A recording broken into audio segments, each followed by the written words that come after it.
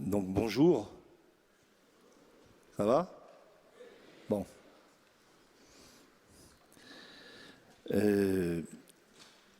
Donc ce matin, d'abord je voudrais vous remercier de m'accorder, de pouvoir m'adresser à vous. Merci pour cette grâce de pouvoir vous rencontrer. Alors il m'a été demandé effectivement, comme il a été dit, de vous partager quelques réflexions à partir de l'affirmation. Alors je suppose qu'on la met sur la bouche de Jésus. Hein. N'aie pas peur, suis-moi. Alors en réalité, je voudrais répondre à la question. Alors je vais la formuler de plusieurs manières. C'est et après paraît, on fait quoi? Ça va, non? Ou alors maintenant, on fait quoi? Ou alors plus profondément et plus radicalement, c'est comment durer et grandir dans la vie avec le Christ. Donc c'est la question de la durée du temps. Vous savez, c'est la question fondamentale, surtout aujourd'hui où on est dans un monde qui vit dans l'immédiateté, toujours dans l'immédiat. Il y en a même, tout à l'heure je me suis permis de dire, on fait plusieurs vies dans sa vie. Ça m'énerve un peu. On a une vie, faite d'étapes, ça je vous l'accorde. Mais donc, au fond, comment suivre le Christ? Quels sont et comment durer dans le temps, dans cette suite du Seigneur? Ça va? Alors, en arrière-fond des petits propos modestes que je vais vous dire ce matin, je pense, j'ai une parole de l'Écriture dans la tête que vous connaissez bien, je pense. C'est le passage où Jésus dit à ses disciples, « Vous êtes le sel de la terre, vous êtes la lumière du monde. »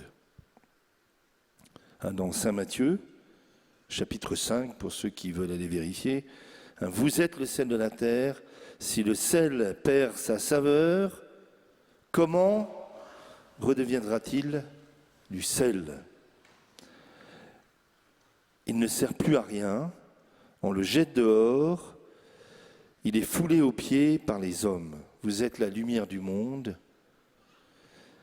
Et une ville située sur les hauteurs ne peut être cachée. Quand on allume une lampe, ce n'est pas pour la mettre sous le boisseau, mais sur son support, et elle brille pour tous ceux qui sont dans la maison. Alors le Seigneur dit, vous êtes le sel de la terre. Il ne dit pas, vous devez devenir le sel de la terre. Il dit, vous l'êtes. C'est le seul fait d'appartenir au Christ et d'être son disciple. Nous sommes le sel de la terre. Ce n'est pas un effort pour devenir peut-être, avec un peu de chance, avec beaucoup d'efforts, le sel de la terre. Vous l'êtes. Cependant, il y a une mise en garde du Seigneur. Si vous perdez la saveur du sel, vous ne servez plus à rien. Donc la question n'est pas d'acquérir la saveur, c'est de ne pas la perdre. D'accord? Et puis à propos de la lumière, vous êtes la lumière du monde. Là c'est pareil, il ne dit pas vous êtes la lumière du quartier, vous êtes la lumière du monde. Alors en réalité, vous le savez bien, c'est Jésus la lumière du monde. Il est lumière du monde, lumière des nations. Le credo dit lumière née de la lumière.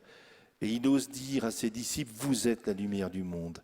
Donc le fait d'être disciples du Christ, nous sommes lumière du monde. Cependant, là encore, il y a une forme de mise en garde. C'est que la lumière ne s'éteigne pas.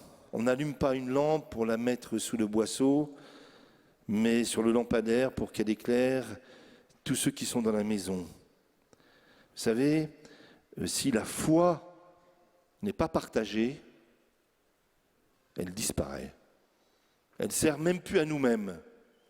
Pour vous dire les choses autrement, vous savez, la charité ou l'Esprit Saint ou la foi, ce n'est pas un produit à usage interne. C'est fait pour éclairer. Je pense à beaucoup de gens qui me disent « Ah, j'ai perdu la foi ». Ça me paraît toujours étrange. On ne perd pas la foi comme on perd son portefeuille. En réalité, si nous ne la partageons plus, elle ne sert même plus à nous-mêmes. Alors vous avez déjà quelques pistes, vous avez au moins 2, sur comment durer. Mais j'ai ce texte en arrière-fond. Alors permettez-moi de prendre une image, je ne sais pas si c'est une parabole, mais enfin une image. C'est cette histoire du jeune homme qui devient moine. Vous savez, il va dans un monastère, je ne dirais pas lequel, il est subjugué, c'est beau, les chants sont beaux, tout est beau, et il devient moine. Et les premiers mois, c'est super. Le père abbé est un saint. Les frères sont géniaux. Ils sont tous des saints. Tout est beau, la liturgie est belle, tout est beau. Et ça dure. Vous savez, vous pouvez l'appliquer au mariage aussi. Ou à la vie paroissiale. Ou à la communauté X, Y, Z. Alors au début, tout est beau. Alors ça dure. Pour quelques-uns, quelques mois, quelques-uns, dans le meilleur des cas, parce que Dieu est bon, quelques années. Mais au bout d'un certain temps, vous savez ce qui se passe ? C'est qu'au fond, avec le temps, le père abbé, vu de près, il n'est pas si saint que ça. Et puis le frère Arthur, qui raconte toujours la même histoire à Noël depuis 5 ans, commence à en avoir marre. Non ? Puis je ne vous raconte pas les toiles d'araignée qu'on trouvait sublimes dans la cellule, commencent à nous énerver. Alors je ne parle pas de l'organisation du monastère. D'accord ? Et face à cela, et vous savez, je préfère le dire avec simplicité et humour, face à cela, j'ai réfléchi, j'ai trouvé 4 solutions possibles. 3 qui ne sont pas les bonnes et une qui est sans doute la bonne, enfin j'espère. La première solution, c'est on est déçu et on s'en va. Et on s'en va tout triste. Pensez au jeune homme riche de l'Évangile. On dit, j'avais raison, ce truc-là, c'est nul. Je le pressentais bien d'ailleurs. Et on s'en va. Ça arrive, jusqu'à quitter Dieu lui-même. L'autre solution, qui est l'une des plus communes, c'est, non, pas la plus commune, ça arrive, c'est, je vais tout réformer. Ils sont tellement nuls, vous allez voir ce que vous allez voir, je vais tout changer. Et tout cela produit toujours des aigreurs d'ailleurs. Vous savez, c'est ceux qui sont des réformateurs perpétuels, qui viennent vous expliquer continuellement, mais ce n'est pas vous, comment on devrait faire pour que ce soit mieux. Vous avez une troisième solution, qui est la plus habituelle, qui est la suivante, c'est petit à petit, on s'aménage dans tout ça, une espèce d'aménagement. Oui. On ne s'en va pas, on aménage. Et petit à petit, on peut en arriver même jusqu'à une double vie. Alors, rien contre la morale, enfin pas encore, mais on devient tiède. Et c'est la solution que prennent 90% des gens. Pas vous. Et il y a une quatrième solution, ça va ? Et je pense que c'est au fond la seule véritable, de mon point de vue. On est acculé à approfondir, à aller plus loin, plus profondément, et dans 2 dimensions. Dans notre attachement au Christ et dans la charité à l'égard de nos frères et sœurs. On va plus loin dans un chemin d'humilité véritable, de miséricorde et de confiance. Mais ça, j'y reviendrai tout à l'heure. Alors maintenant, j'aurais simplement, j'ai essayé de repérer, toujours pour essayer de dire, mais comment on dure dans le temps, comment on grandit sur les années, à quelques points, que je vais essayer de développer un tout petit peu, quelques points incontournables pour chacun d'entre nous. Alors, certains que vous connaissez déjà, d'autres, je ne sais pas, enfin, on verra bien. Le premier point, c'est la question de notre union personnelle et vitale au sens de la vie avec le Christ. C'est où en sommes-nous? Comment grandir dans une vraie communion et union à la personne de Jésus? Vous savez, hors de moi, vous ne pouvez rien faire. Vous le savez, on peut très bien parler de Dieu. Vous savez, je me souviens d'un évêque qui est mort aujourd'hui, un très grand évêque, qui était le cardinal de Courtrai, que peut-être certains ont connu. Il était venu ici un jour à Paray, et c'était une fête de la Vierge Marie. Et puis il me dit, écoute bien ce que je vais dire dans l'homélie, ça est important. Et dans l'homélie, il a dit ceci.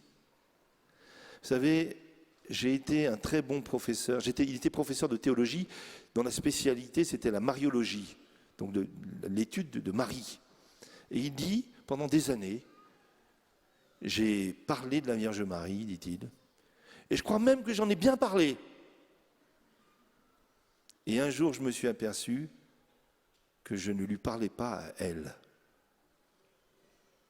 Vous savez, on peut parler de Dieu, on peut ergoter pas mal, hein, surtout les ecclésiastiques, je me mets dedans. La vraie question, c'est un moment, est-ce que nous avons un vrai dialogue avec lui? Où en est notre union personnelle au Christ? Vous savez, je me permets de vous citer un passage d'un saint, un bienheureux, le père Brottier, ça vous dit quelque chose? Le refondateur ou cofondateur des orphelins d'Auteuil, entre autres, mais aussi missionnaire en Afrique. C'est lui qui a construit la cathédrale de Dakar. Il a passé la moitié de sa vie à chercher des sous, si ça peut vous rendre à l'aise. Non mais c'est vrai, il était très doué pour chercher des sous. Il était aumônier militaire pendant la guerre aussi. Il dit ceci, d'où vient que beaucoup d'œuvres sont fort bien organisées, produisent si peu de résultats. Des œuvres fort bien organisées, mais qui produisent si peu de résultats. Il dit, c'est l'essentiel de l'organisme qui manque. Il y a des mains, des pieds, une tête, plusieurs langues, ça oui, ça on parle, point de cœur. Et le cœur d'une œuvre, c'est ce qu'il lui il appelle la vie intérieure. Nous, on dirait la vie dans l'Esprit Saint, la vie d'union à Dieu. Alors, je ne sais pas où vous en êtes, mais je vais vous faire quelques petits rappels fondamentaux. Ça va? Le premier, et je pense qu'ici apparaît, on vous l'a dit et redit, c'est que la vie chrétienne, c'est fondamentalement une relation avec le Christ. Hier, dans la petite homélie que je vous ai faite, je me suis permis de vous rappeler, mais vous n'avez peut-être pas écouté, que la foi, ce n'est pas d'abord des convictions, c'est une relation avec Dieu qui se révèle. Je me permets de vous citer un texte que vous devez connaître avec le temps par cœur. C'est tiré du pape François dans sa lettre sur la joie de l'Évangile, où il cite le pape Benoît. Alors c'est François qui cite Benoît. C'est intéressant. Et il dit ceci. Je ne me lasserai jamais de répéter ces paroles de Benoît XVI qui conduisent au cœur de l'Évangile. À l'origine du fait d'être chrétien, il n'y a pas une décision éthique ou une grande idée, mais la rencontre avec un événement et avec une personne qui donne à la vie son nouvel horizon et par là son orientation décisive. Alors là, je continue, c'est le pape François qui commente. C'est seulement grâce à cette rencontre, ou nouvelle rencontre avec l'amour de Dieu, qui se convertit en heureuse amitié, que nous sommes délivrés de notre conscience isolée et d'autoréférence. Nous parvenons à être pleinement humains quand nous sommes plus qu'humains, quand nous permettons à Dieu de nous conduire au-delà de nous-mêmes pour parvenir à notre plus grande, véritable identité. Alors je commande simplement. Il dit, voilà, la vie chrétienne, c'est une rencontre avec un événement. Quel est l'événement en question? La rencontre avec un événement. Quel est l'événement?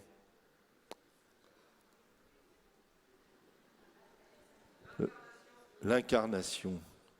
C'est l'événement, en réalité, ça va, vous me suivez ou pas? C'est l'événement pascal, c'est-à-dire la rencontre avec la passion, la mort, la résurrection, l'ascension et le don de l'Esprit Saint à la Pentecôte.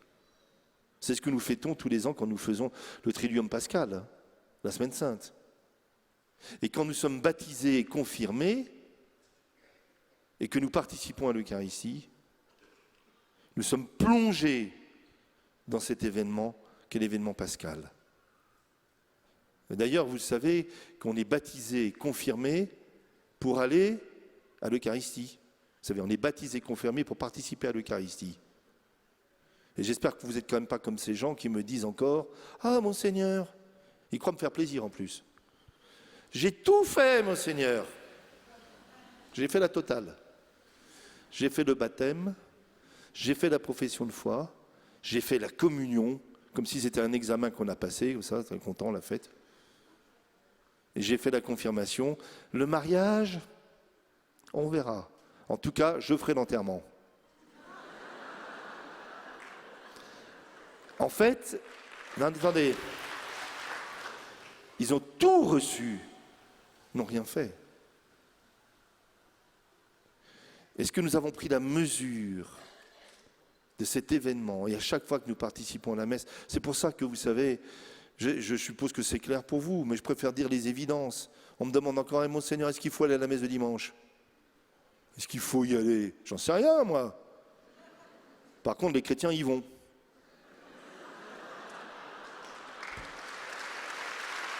Non mais, attendez, vous savez, ça a des conséquences très concrètes. Très concrètes. Moi, depuis l'âge de 18 ans, j'ai organisé toutes mes vacances et toutes mes journées en fonction de l'heure de la messe. Faites ce que vous voulez. Alors je continue. La rencontre avec cet événement pascal, vous y réfléchirez.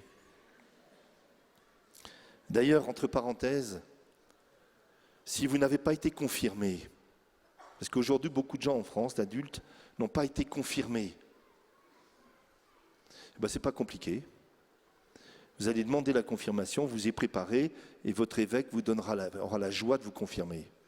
Mais je vous en prie, vous savez, on marche avec deux jambes, pas avec une.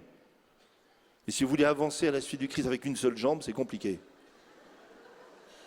Mais c'est l'événement pascal qui modifie notre existence. Ça va? L'autre point, c'est la rencontre avec la personne du Christ. C'est-à-dire que c'est de vivre et grandir dans cette relation avec Jésus. Bien sûr, cela touche, je ne vais pas trop en dire parce que je vais y passer la matinée, ça touche bien entendu à la prière personnelle, mais surtout au dialogue constant avec Jésus. Est-il le centre de ma vie? Et Jésus, vous savez, ne se réduit pas au sentiment que vous en avez, à l'idée que vous en avez. Et je le disais déjà hier, prenez les moyens de le connaître vraiment, en lisant l'Écriture.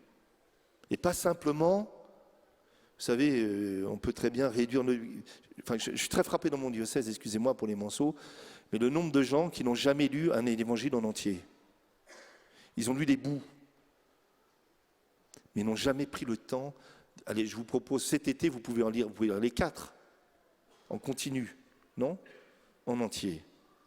Pour apprendre à connaître le Christ, ne nous contentons pas uniquement d'un sentiment religieux qui monte et descend avec l'ambiance, et encore moins simplement du vague connaissance de ce qui nous reste de notre catéchisme de l'enfance pour ceux qui en ont eu un. Alors, où en êtes-vous, de votre prière? Et je pense à la prière personnelle. Vous savez, et pour cela, je suis désolé de vous rappeler des évidences, il y a la première étape pour cette vie de prière personnelle, et qui aujourd'hui reste une vraie difficulté, c'est la capacité à se taire, au silence. Ça va être une grosse question pour les générations qui viennent. Vous savez, on est toujours hors de soi. Toujours. Le nombre de gens qui ne peuvent pas vivre sans allumer la radio. Vous avez remarqué, non?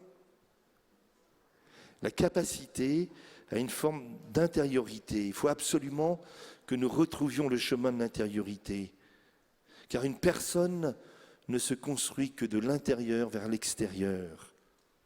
Et nous sommes aujourd'hui saturés de bruit, de paroles, on parle à tort et à travers, continuellement. Nous sommes agités et constamment agressés par des images.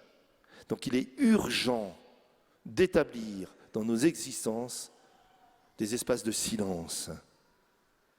Nous sommes sinon emportés par l'engrenage de nos affaires, de nos soucis, et on n'arrive plus, ou plus exactement, nous cherchons comme à nous éviter nous-mêmes, parce qu'on ne sait pas quoi faire de soi. Alors, il nous faut parfois éteindre le téléphone. J'explique aux adolescents qu'on peut vivre sans portable. Mais peut-être il faut expliquer aux plus grands qu'on peut vivre sans ordinateur. Mais pour rentrer dans le silence, qui seul permet le dialogue avec Dieu, se taire, en fait vous le savez bien, se taire extérieurement ne suffit pas. On peut dire aucune parole et pourtant être agité intérieurement. Faire silence, c'est très profond. C'est trouver un ordre intérieur. C'est ne plus se préoccuper de ce que l'on représente, des apparences, de ce qu'on suppose que les gens pensent de nous. C'est fatigant. Benoît XVI dit que le silence intérieur, c'est très beau, il dit c'est quand dans notre cœur, la vérité et l'amour sont d'accord entre eux. Ce qui fait l'intériorité et le silence intérieur, c'est quand petit à petit, nous sommes en vérité et qu'on sait qu'on est aimé. Alors je prie le Seigneur, je ne sais pas comment il faut faire, je suis désolé, que nous soit accordé de trouver cet espace, ce silence intérieur, où seul Dieu peut nous parler. C'est une des conditions pour durer. Alors prier, c'est quoi? Prier, le modèle de la prière, vous savez, c'est Jésus. Alors je ne vais pas vous faire ici un traité sur la prière, ça prendrait tout l'enseignement. Mais simplement, vous vous souvenez quand Jésus apprend le Notre Père à ses disciples? Le texte dit, Jésus était quelque part en train de prier. Et ses disciples attendent qu'il ait fini de prier. Ça veut dire qu'ils sont très impressionnés par la prière de Jésus. Moi, je me souviens les quelques fois où j'ai rencontré Jean-Paul II, je le voyais prier, j'avais envie de prier comme lui. Non? Alors imaginez Jésus, ils ont vu Jésus prier, et ils disent, mais apprends-nous à prier. Et quand Jésus leur apprend à prier, il leur dit, quand vous priez, dites, Père. Alors ce n'est pas simplement une formule. Nous récitons le Notre Père plusieurs fois par jour. Plus fondamentalement, prier, c'est entrer dans la relation avec Dieu qui est Père. C'est se situer comme fils et filles de Dieu, se recevoir dans la filiation divine, je ne vais pas trop en dire. Et la prière de Jésus, le cœur de sa prière, qu'est-ce que c'est? C'est que ta volonté soit faite. Prier, c'est vouloir entrer dans la volonté de Dieu. Et la volonté de Dieu, vous savez ce que c'est? Moi, je sais. Tout le monde, je vois plein de gens qui me disent, Père, qu'est-ce que Dieu veut de moi? Qu'est-ce qu'il veut? Mais qu'est-ce qu'il veut? Mais c'est toujours qu'est-ce qu'il veut là, dans l'immédiat. Alors moi, je sais, je réponds souvent ce qu'il veut de moi. En tout cas, pour aujourd'hui et pour les 2 jours qui viennent, je sais ce que c'est. C'est marqué dans mon agenda. C'est mon devoir d'État. Mais plus fondamentalement, qu'est-ce que Dieu veut? Il veut le salut du monde. Qu'aucun homme ne se perde. Et donc, prier, c'est entrer dans la charité même de Dieu et dans son amour pour l'humanité. Et de se laisser transformer. Vous savez, prier, ce n'est pas expliquer à Dieu ce qu'il devrait faire. Souvent, prier pour expliquer au bon Dieu ce qu'il n'a pas compris pour qu'il comprenne mieux. Prier, c'est exactement le contraire. Bon. L'objet fondamental de la prière, je continue? En réalité, c'est de demander l'Esprit Saint. Vous vous souvenez ce passage aussi de l'Évangile qui dit « Cherchez, vous trouverez. Frappez, on vous ouvrira. Demandez, vous recevrez. Cherchez, vous trouverez. Frappez, on vous ouvrira. » Vous qui êtes mauvais, vous savez donner de bonnes choses à vos enfants, dit Jésus. S'il vous demande un œuf, vous n'allez pas lui donner un scorpion. Combien plus le Père du ciel donnera-t-il l'Esprit Saint à ceux qui lui demandent? Alors quand vous ne savez pas quoi faire dans votre prière, demandez l'Esprit Saint. Priez l'Esprit Saint. Mais vous savez, c'est pas, excusez-moi, hein, c'est pas le nirvana là. C'est pas une espèce de recherche constante de soi et de sensation. Priez l'Esprit Saint, c'est aussi simple que viens Esprit Saint dans ma vie. Et comme dit, je crois que c'est Saint Cyril d'Alexandrie qui dit tout ce que touche l'Esprit Saint, il le transforme. Vous savez, j'ai en mémoire un petit événement qui m'avait beaucoup marqué il y a quelque temps. J'étais séminariste, j'avais 19 ans. Et alors, j'ai été reçu, comme d'autres, à la messe le matin, Jean-Paul II était très accessible. À la messe le matin, à 7h le matin, on était 7-8. Puis après, on a la messe, et après la messe, il nous reçoit, petit groupe, il nous salue, puis à un moment, je ne me souviens plus comment c'est venu dans la conversation, le pape, Jean-Paul II, dit « Moi aussi, je prie l'Esprit Saint ». Puis alors, il sort de sa poche une petite image pieuse, vous savez, toute fripée, et il nous raconte ceci, il dit, voilà, quand j'étais adolescent, j'étais pas doué en mathématiques. Alors mon père m'a fait venir, il m'a offert cette prière, il m'a dit, Carole, tu diras la prière à l'Esprit Saint. Et j'entends encore le pape dire, et depuis, je l'ai dit tous les matins. Alors dans l'ascenseur, après en partant, en descendant pour l'ascenseur, moi je fonctionne comme ça, je me suis dit, je ne sais pas s'il est devenu bon en mathématiques. Mais je trouve que la prière a très bien fonctionné. Parce que, attendez. Prier l'Esprit Saint, il risque de vous conduire là où vous ne vous attendiez pas. Mais êtes-vous d'accord avec cela? On y reviendra. Alors, en fait, il s'agit de suivre Jésus. Je ne m'attends pas sur la prière, ça va, l'union à Dieu. Où en êtes-vous? L'autre point, c'est, donc il s'agit de suivre Jésus.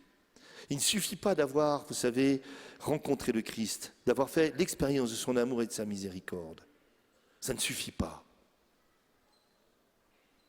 Moi, je connais des tas de gens qui ont fait des expériences véritables, authentiques de l'amour de Dieu, et qui à un moment se sont perdus. Donc il ne suffit pas d'avoir été bouleversé authentiquement par l'amour de Dieu. Il y a un moment, il nous invite à marcher à sa suite. Bon, vous connaissez l'Écriture, hein. Il disait à tous, si quelqu'un veut venir à ma suite, qu'il renonce à lui-même, qu'il prenne sa croix et qu'il me suive. Si quelqu'un vient à moi sans me préférer à son père, sa mère, ses enfants, ses frères et sœurs, jusqu'à sa propre vie, il ne peut pas être mon disciple. D'ailleurs, à propos de cette phrase, je pense aux familles qui sont là. Comment comprendre ça ? Ça ne veut pas dire, parce que c'est même en contradiction avec ce que dit l'Écriture, quand le Seigneur dit « honore ton père et ta mère ».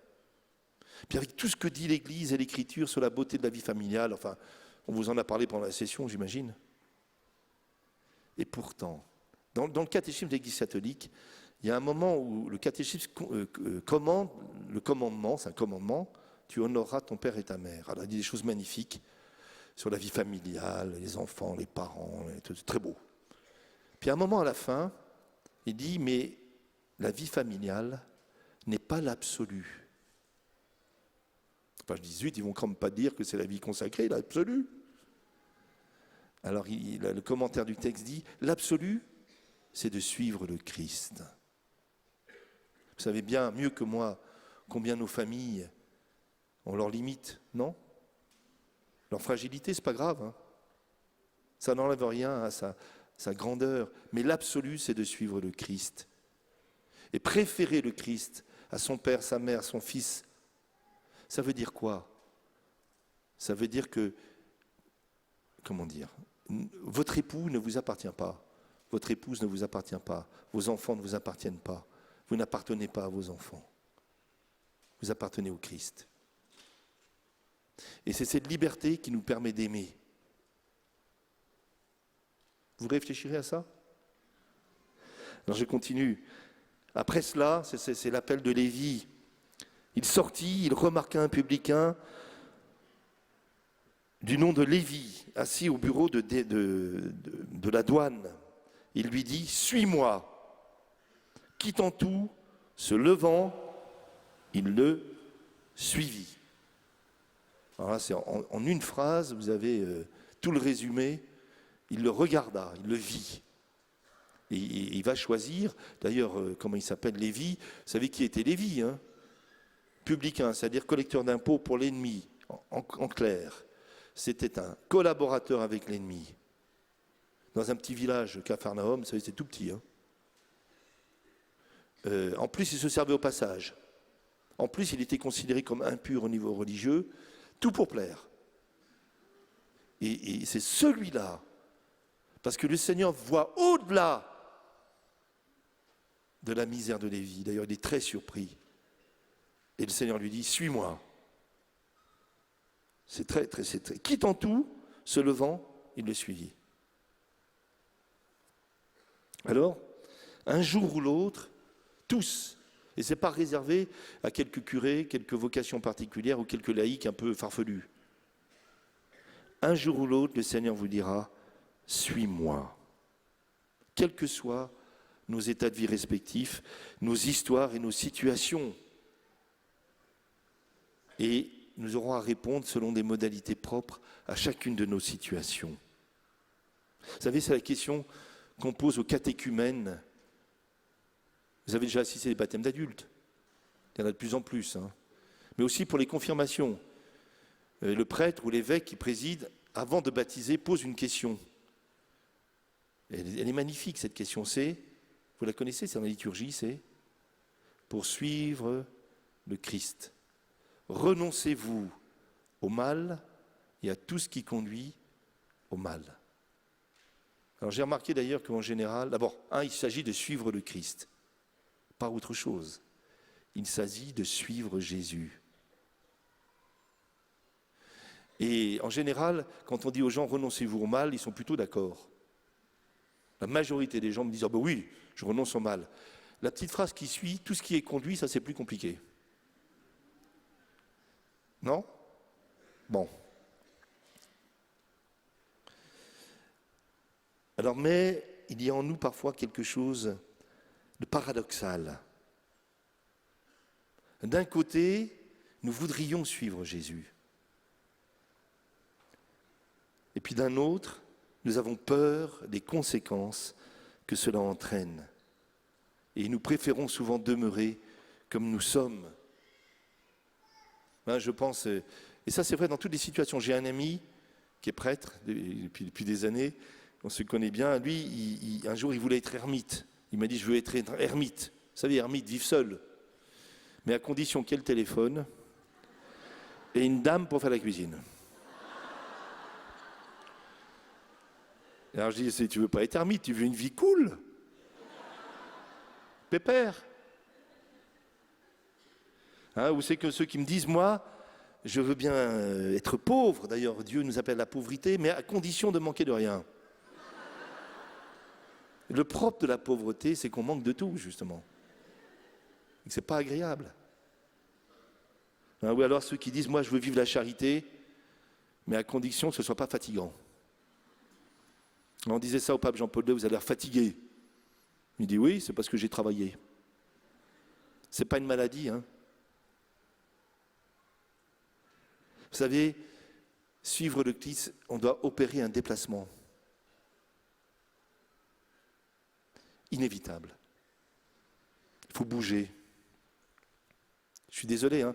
Lévi, c'est Jésus qui prend l'initiative. C'est une miséricorde absolue à son égard. Mais il va devoir quand même se lever et quitter sa table. Zachée, sur son arbre, là, vous vous souvenez ? C'est tout à fait gratuit. Le Seigneur ne lui demande rien. Il dit simplement, je veux entrer chez toi. La seule chose que doit faire Zachée, c'est descendre de son arbre. Il y en a quelques-uns qui ont encore besoin de descendre de leur arbre. Et c'est vrai pour tous. Ça va ? Alors, en fait, il s'agit d'un décentrage de nous-mêmes.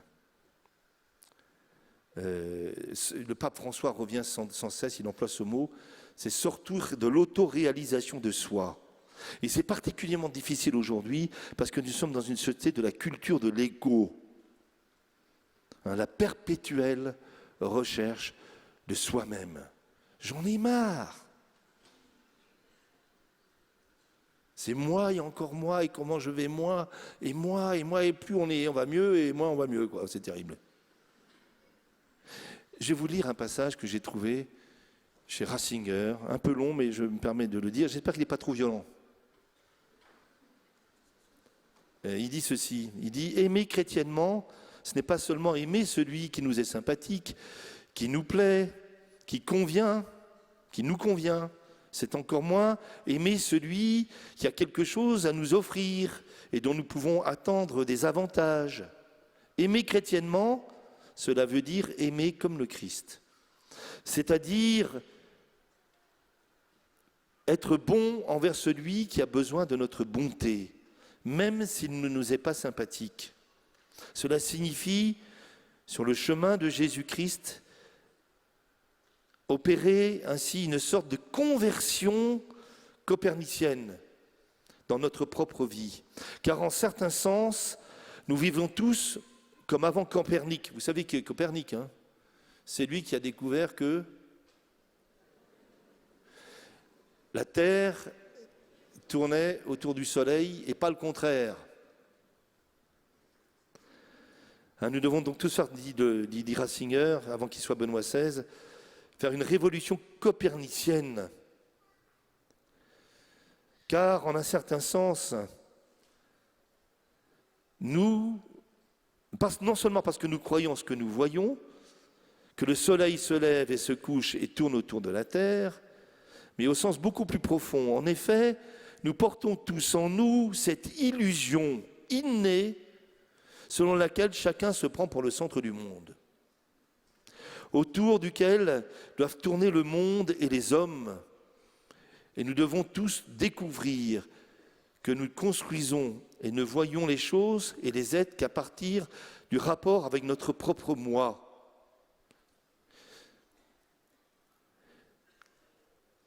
Les considérant comme des satellites évoluant autour de notre point central, le point central de notre ego. Alors devenir chrétien est donc très simple. Et pourtant très bouleversant.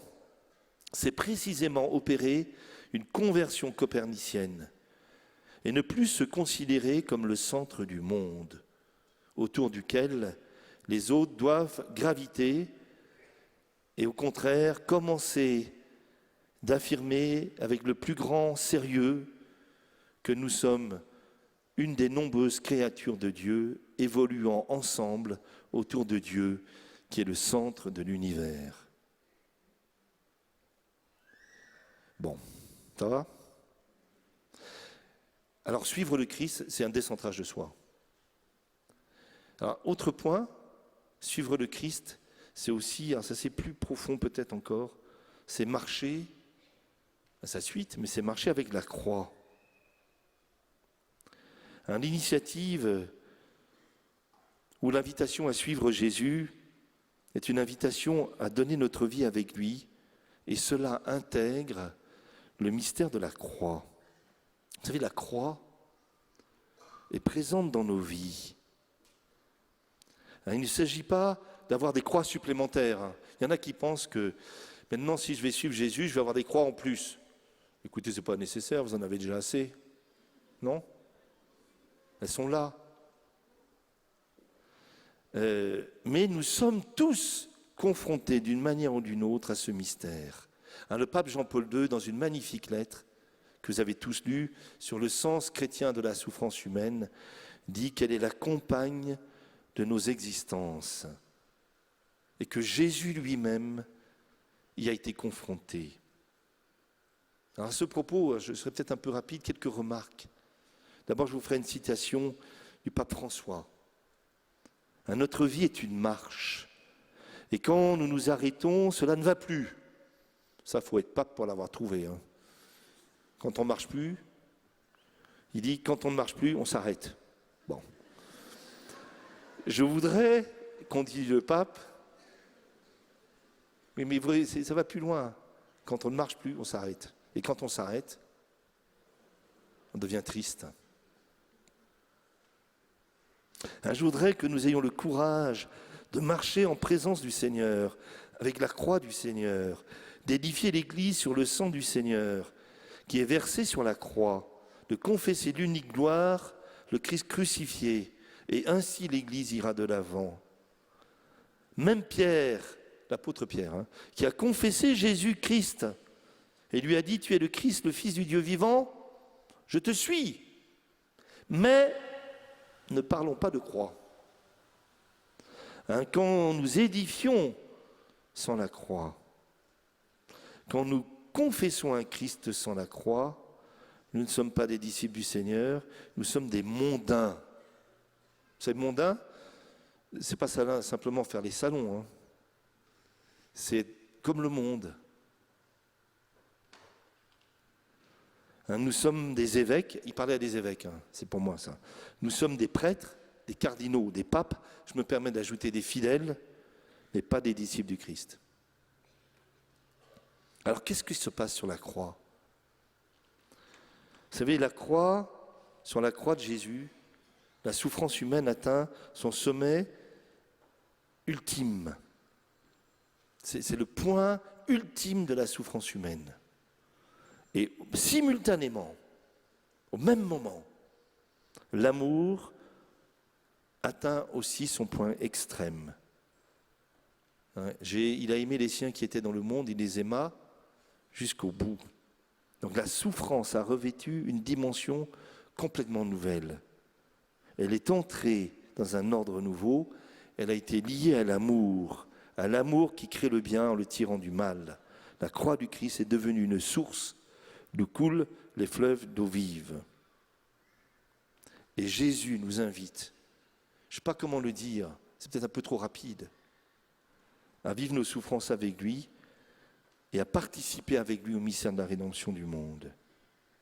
Alors notre monde a une difficulté par rapport à cela. Ça ne veut pas dire, vous savez, je ne fais pas l'éloge de la souffrance. Moi, j'en veux pas de la souffrance. Elle est absurde, elle n'a aucun sens. Elle n'est pas acceptable.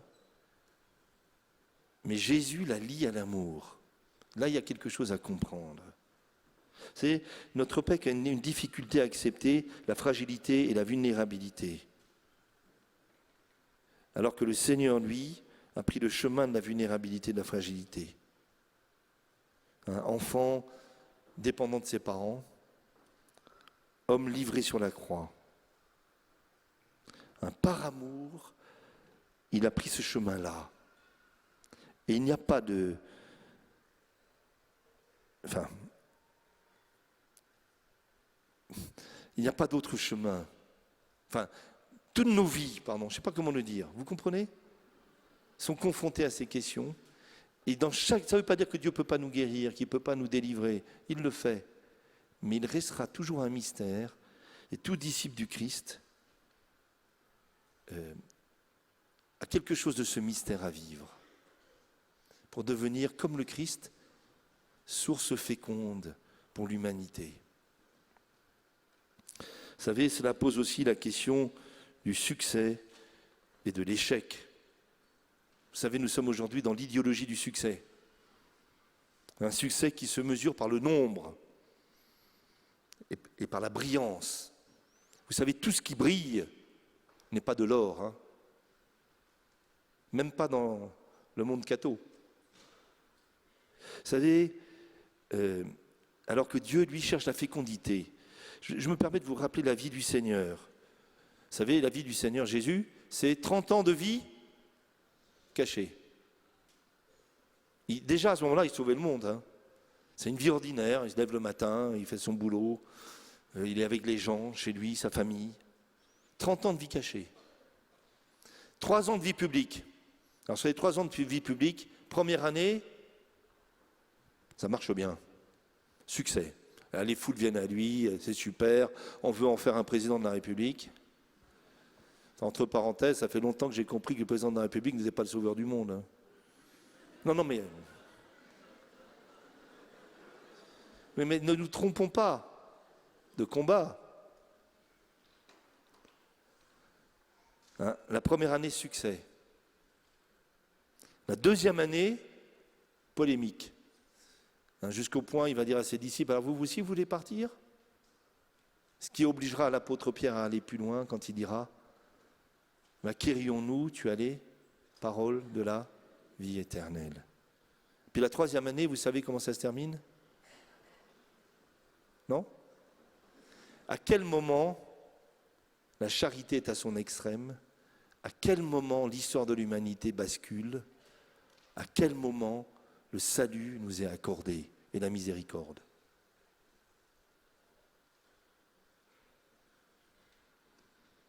Thérèse de l'Enfant Jésus, je suis tombé là-dessus l'autre jour, répond à un propos de sa sœur Céline. Céline qui est rentrée au Carmel après elle. Et donc elle va être sa maîtresse et novice, hein. Alors Céline dit à Thérèse, je pense à tout ce que j'ai à acquérir. Et la réponse de Thérèse, c'est dites plutôt à perdre. Autre point, ça va? C'est bien la musique. L'autre point, et je ne sais pas comment vous le dire de manière brève, c'est la découverte à un moment de notre misère. Nous arrivons là à un point crucial, le point sans doute le plus important de notre vie. Hein, tout ça est très bien, mais à un moment, je ne sais pas pour vous, on découvre, douloureusement parfois, que nous ne sommes pas mieux que les autres. Vous savez, vous n'êtes pas mieux que les autres, moi non plus d'ailleurs. Qu'au fond, nous voudrions être saints, mais nous n'y arrivons pas. Je ne sais pas comment vous dire ça. Pierre Goursat, fondateur de la communauté d'Emmanuel, qui est à l'origine des sessions. Hein. Si vous êtes là, c'est à cause de cet homme que j'ai côtoyé longuement quand j'étais plus jeune. Il me répétait toujours, et j'ai mis des années à comprendre, il disait, Yves, vous allez la retenir celle-là, hein. Tant que tu n'as pas compris que tu es un pauvre type, tu n'as rien compris du tout. Puis il me dit, toi c'est beau, hein? Puis un jour, tu t'aperçois que c'est vrai. Je pourrais vous dire avec simplicité. Un jour, on prend la mesure quand on voudrait être à Dieu, le suivre, aimer, vivre la charité, enfin tout ça, tout ce que j'ai essayé de dire avant. Puis à un moment, prend la mesure qu'on veut et on ne veut pas, qu'on n'y arrive pas. Et les apôtres, hein. Mais alors, qui rentrera dans le royaume des cieux? Jésus répond, aux hommes c'est impossible, à Dieu tout est possible. Vous savez, et c'est là que j'aimerais, vous retenez que ça. Un moment, c'est là que le Seigneur veut nous conduire, c'est là qu'il veut vous conduire, au bout de quelques années. C'est un moment de nous conduire à la compréhension que nous ne pouvons rien sans la miséricorde de Dieu. Tous. C'est Thérèse de l'Enfant Jésus, il y a un moment dans ses écrits, elle est jalouse de Marie-Madeleine. Parce qu'elle dit, mais Marie-Madeleine, on dit de Marie-Madeleine, c'est prostituée Marie-Madeleine, hein, qu'elle a beaucoup aimé parce qu'elle lui a été beaucoup pardonnée. Puis elle dit, moi, j'ai pas fait tous les péchés de Marie-Madeleine. Et pourtant, j'ai beaucoup aimé. Parce que moi, dit-elle, j'ai pris la mesure que si j'ai pas fait toutes les fautes, je ne suis pas tombé dans toutes les bêtises d'une Marie-Madeleine, c'est parce qu'il m'a gardé. Donc il m'a fait une plus grande miséricorde encore. Il m'a empêché de tomber. S'il ne m'avait pas gardé, je ne sais pas comment vous expliquer ça. Un jour, j'étais dans ma voiture et j'entends une nouvelle à la radio. Il y avait un truc sordide. C'est un gars qui avait violé, puis en plus on s'étend sur les... Et ça m'a pris, vous savez, j'ai entendu ça, ça m'a donné la nausée. Vous savez, et j'ai eu peur. Et parce que pendant une seconde, je me suis dit, j'ai pas fait tout ce qu'a fait cet homme. Grâce à Dieu. Mais j'ai compris que j'aurais pu le faire. C'est terrible, hein? Et j'ai eu peur. Et je me suis dit, mais quelle est la différence entre cet homme et moi?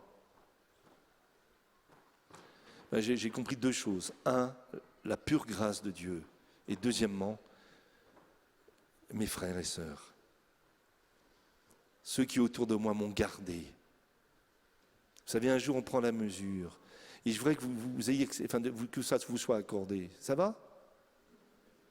On comprend qu'on ne peut rien, aucun d'entre nous, sans la miséricorde de Dieu. Ce qui nous conduit, alors c'est plus délicat encore, vous savez, c'est à l'humilité.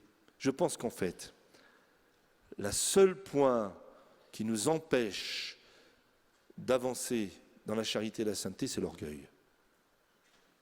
Le seul piège, c'est l'orgueil. Et vous savez, le propre de l'orgueil, c'est que ça pousse même sur l'humilité.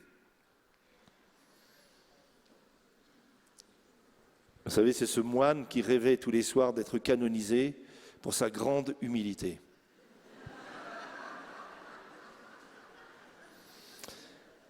Je continue, ça va? Miséricorde, humilité, pour en arriver à la confiance absolue en Dieu. Et ça, c'est pareil. Comment dire? Et la confiance qu'il peut faire, même avec moi et avec vous, son œuvre.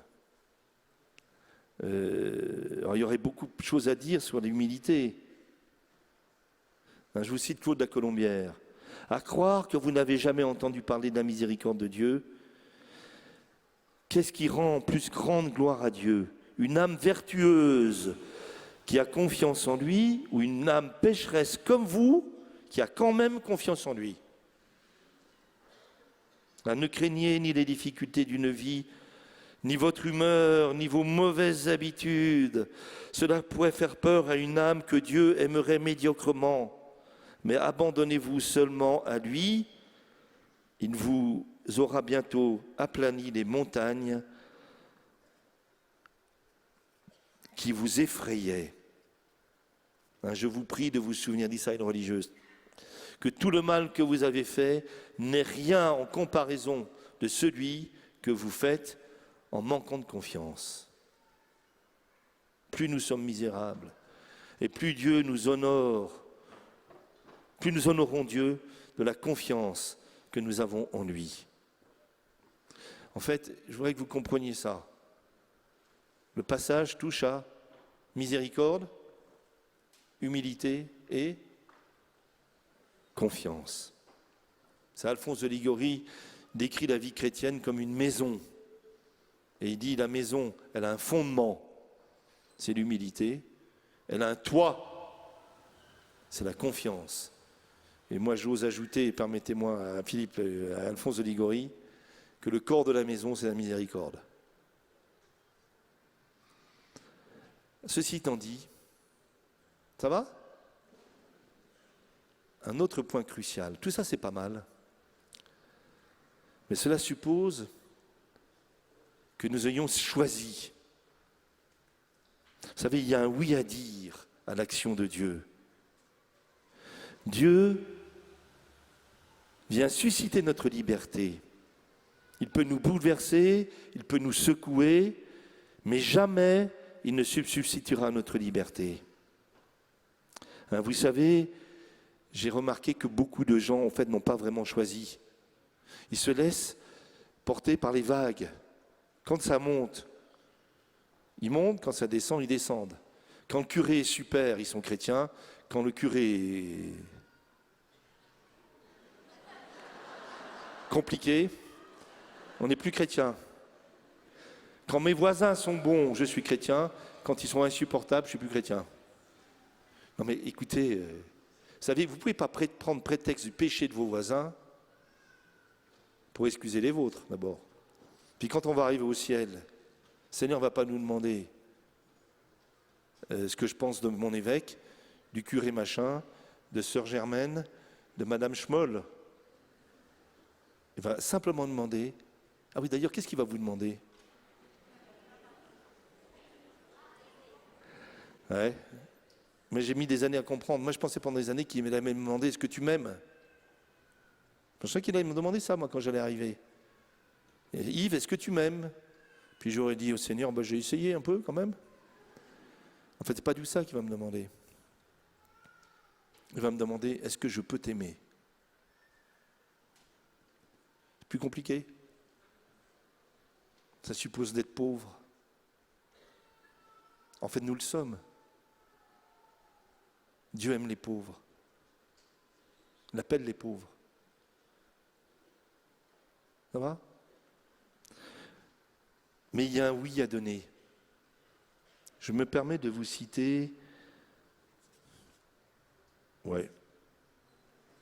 Je vais vous la citer un peu violente aussi. Mais c'est d'un certain jésuite, qui s'appelle le père de Guibert. Il dit « Aimer Dieu, le louer, se fatiguer, se tuer même à son service, autant de choses qui attirent les âmes religieuses et généreuses. Mais mourir totalement à soi-même, obscurément, dans le silence, se détacher, se laisser dépendre à fond de tout par la grâce de Dieu, se laisser détacher de tout ce qui n'est pas pure volonté de Dieu. Voilà l'holocauste secret devant lequel reculent la plupart des âmes. Le point exact où leur cheminement bifurque entre une vie fervente et une vie de sainteté. Vous savez, Thérèse de l'Enfant Jésus dit que, elle dit ça à l'abbé, un de ses prêtres avec qui il était en relation, là, écrite, il dit, le plus grand honneur que Dieu puisse faire à quelqu'un, c'est pas de lui donner beaucoup, c'est de lui demander beaucoup. Mais ce qui est génial, c'est ce que Dieu nous demande, il le fait. Vous savez, le modèle, c'est la Vierge Marie. C'est quand l'ange vient visiter la Vierge Marie, vous vous souvenez, elle dit donc tu seras la mère du Sauveur. La petite Vierge Marie, qui est loin d'être idiote, dit mais c'est pas possible. Je ne connais point d'homme. Et de fait, c'est pas possible. Hein. Vous pouvez prendre la chose dans tous les sens. Elle ne peut pas être maman. Hein. Alors que répond Marie ? Elle dit c'est pas possible. Alors que répond l'ange ? Il dit l'Esprit Saint te couvrira de son ombre et l'enfant qui naîtra sera appelé fils de Dieu. Enfin voilà. Que répond la Vierge Marie ? Que tout se passe comme tu l'as dit. Nous, en général, on va jusque-là. On dit, mais Seigneur, d'accord, je vais le faire. Et ça ne marche pas. C'est pas de dire au Seigneur, d'accord, on va s'y mettre. C'est d'accord, Seigneur, fais-le. Ça va? Alors,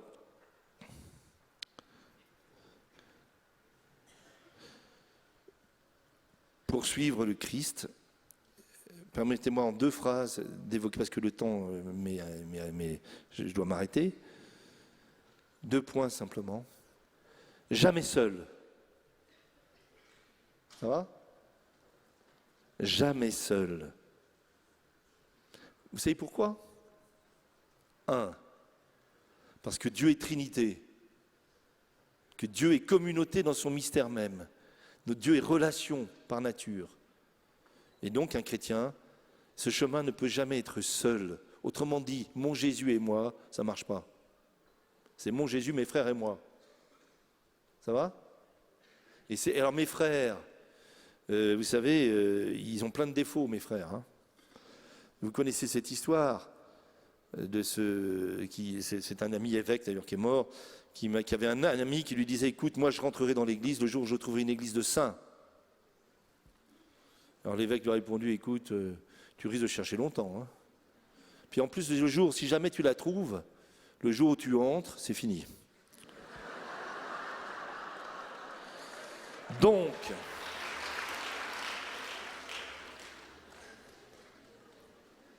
le Seigneur nous demande simplement d'être ensemble. Ça va? Et vous savez, et les frères, ça protège de l'orgueil et du désespoir. Et puis, je vous invite, c'est renonçons, c'est jamais seul, hein, à toute médisance, jugement, critique, susceptibilité mal placée. J'en peux plus, moi. La plus grande épreuve d'un évêque, c'est ça. C'est oui, mais madame machin, puis alors les conversations de table, et puis alors machin, puis les trucs, et puis alors c'est stérilisant. Ça stérilise tout. Donc c'est fini. Ça va? Le dernier point, et je l'ai évoqué quand je vous en ai parlé au début de mon introduction, c'est qu'on ne peut pas durer dans la vie chrétienne si on n'est pas témoin de l'amour de Dieu. C'est-à-dire que la foi ne grandit que quand on la partage. C'est comme le feu. Vous savez, le feu ne vit que s'il se communique, non? Alors,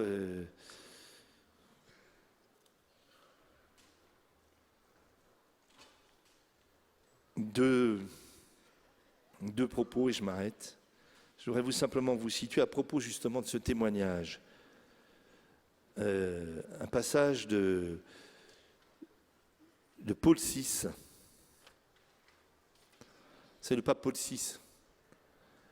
Dans sa lettre sur l'évangélisation en 1975, il dit « Il ne serait pas inutile que chaque chrétien, que chaque évangélisateur approfondisse dans la prière cette pensée.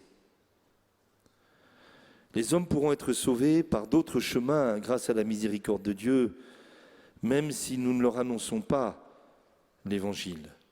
Mais nous, pouvons-nous nous sauver si par négligence, par peur, par honte, ce que saint Paul appelle rougir de l'Évangile, ou par suite d'idées fausses, nous omettions de l'annoncer. Retenez simplement que la foi grandit quand on la communique. Et puis, je me suis dit, et je m'arrêterai là, donc après la session de parémoniale, vous allez rentrer chez vous. Qu'est-ce que vous allez faire? Surtout vos amis, là, vos voisins, la boulangère du coin, les gens autour de vous vont dire, alors, vous avez passé un bon été, vous avez eu des bonnes vacances? Vous allez leur répondre quoi? Ah ouais, c'était pas mal. Alors, vous avez été où en vacances? Vous allez répondre quoi? En Bourgogne?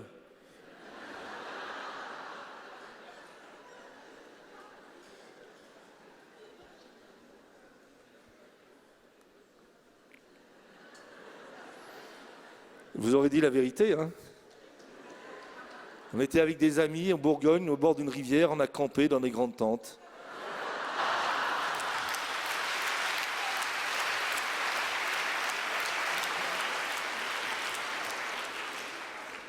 Cherchez l'erreur. Vous pouvez leur dire, vous savez, moi je suis chrétien, j'ai été avec d'autres chrétiens, priez. C'est déjà, c'est une autre version. Ce que je suis en train de vous dire, vous savez, n'ayez pas peur. N'ayez pas peur, le monde est un tel vide, dans un tel vide. Et on grandit dans la foi quand on la partage, et de manière très simple. Et peut-être ultimement, et je m'arrête là, je suis désolé, vous savez, on n'allume pas des bougies en leur parlant. Vous savez, on n'allume pas le feu de la charité chez les gens ou de l'amour en disant « aime, aime, convertis-toi, convertis-toi ». On n'allume pas des bougies en leur parlant. Vous savez comment on allume des bougies? En craquant une allumette. L'allumette, c'est vous. Ça va? Bon. Ne vous compliquez pas trop l'existence, s'il vous plaît. Merci.